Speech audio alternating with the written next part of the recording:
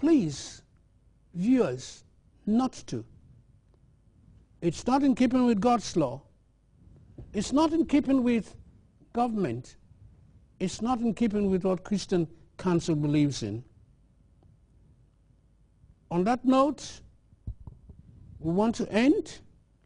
And if you have questions, please, you could send them to the Christian Council so that when we meet next, we'll be able to discuss your questions with you. For now, our time is up, and we must go. But one last thing, sir. You spoke about adoption. What if the homosexuals adopt a child? What will be the mindset of such a child?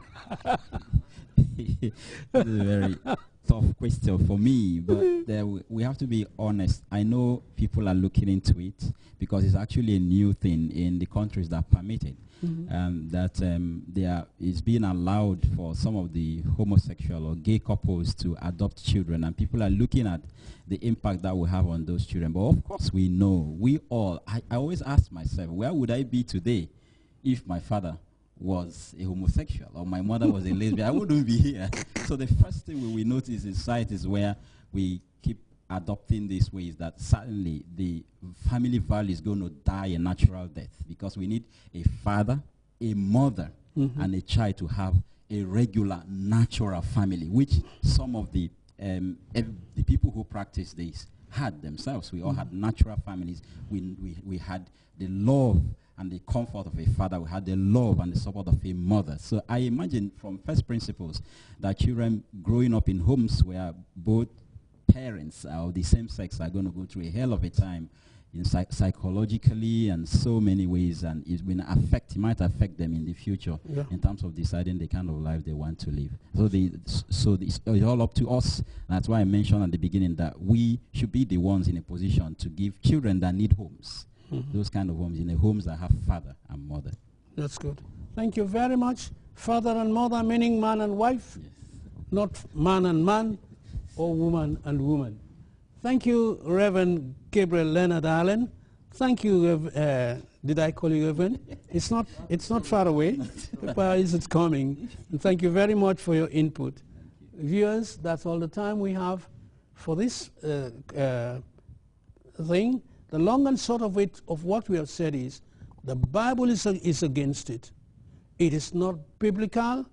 It is not God's law. It is not the law of this country. It is man-made, and we know why people are going in for it. Sober-minded people, I don't think will go in for it. So, your last word, sir, before we go? Well, my last word is, people, let's follow the Lord. He's our maker. He knows our beginning. He knows our end. If he has said that this is the way to go, a man and a woman, let's stick to it. Is for our good. Reverend, your last word? Grace and peace to you. Listen to God. Amen. Bye, viewers, for today.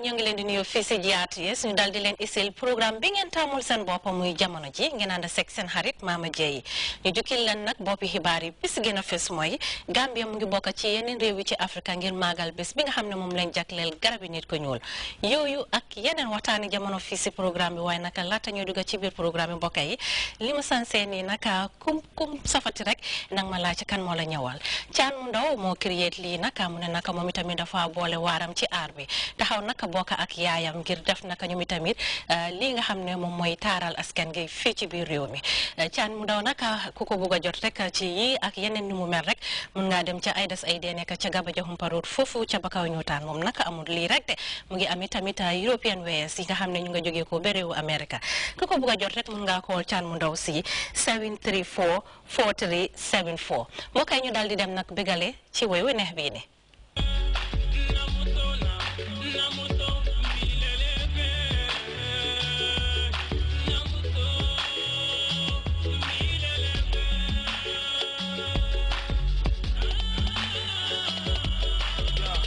naa ba seet man yaa baax ci man su ma la wecce keneen man yaa gën ci man su ma doon yére bilaay man yaay fit ci man rii loof nu mu jafe ak sax nu mu mette ba léegi yaa ngi ko maintain rek nekk sa saay bokkuloo suñu seytaane dëpp seen xel yaay sama laay muy leer man su ma lay xool damay gis mu leer naaj lu mu tàng sa takkandeer bilaay doy na ma ker man yaay sama liir nampal rek te bañ a fer defal li la neex yaay taaw te yaay caat